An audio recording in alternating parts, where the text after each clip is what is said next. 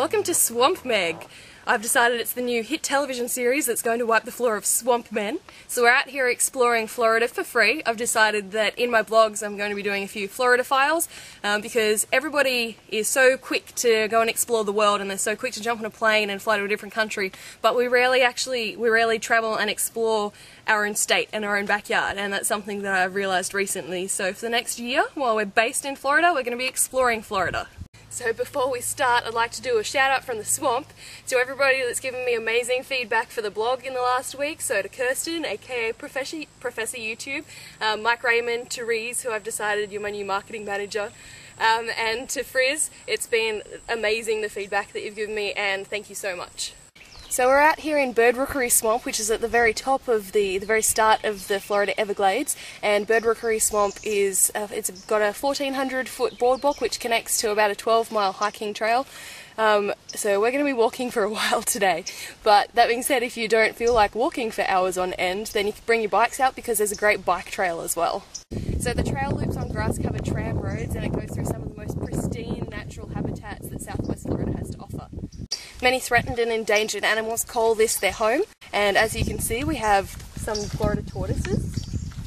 There are also alligators in abundance out here. There was one right behind me, but it's now disappeared, which is a little unnerving. I don't know what's better. I think I prefer when the alligators are moving, because you know what they're going to do. It's when they're sitting there extremely still that scares me the most.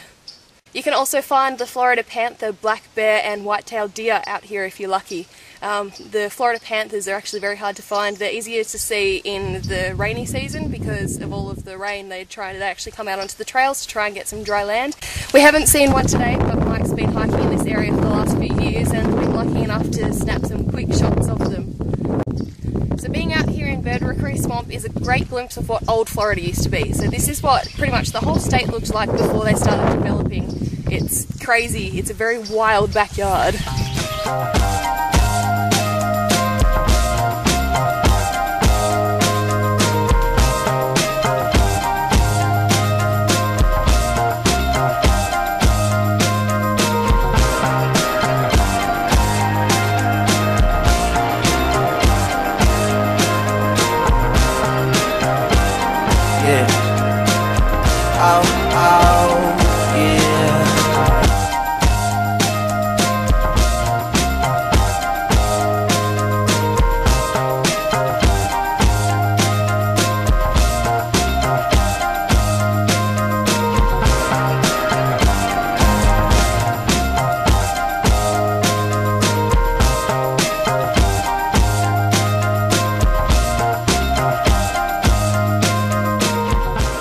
So we're going to film this just in case Mike gets eaten by an alligator, which would be slightly, I don't know if amusing is the word.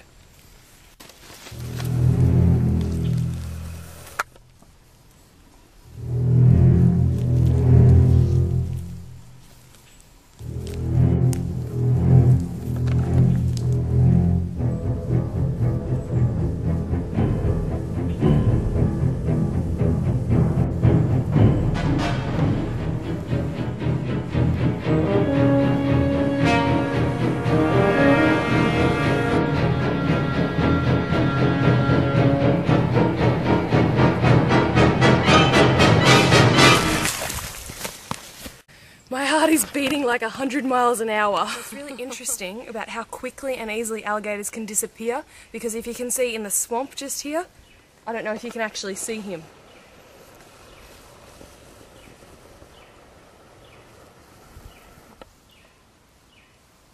That being said, I would probably feel threatened too if I had two idiots chasing me.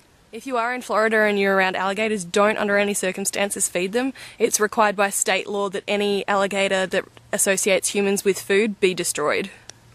So thanks for watching Swamp Meg.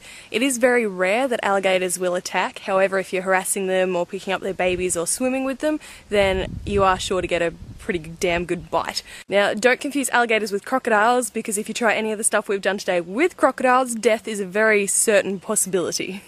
So all of our photos from the Everglades will be going up on Facebook and Flickr pretty soon, so keep an eye out for that. Thanks for watching! See you later, alligator!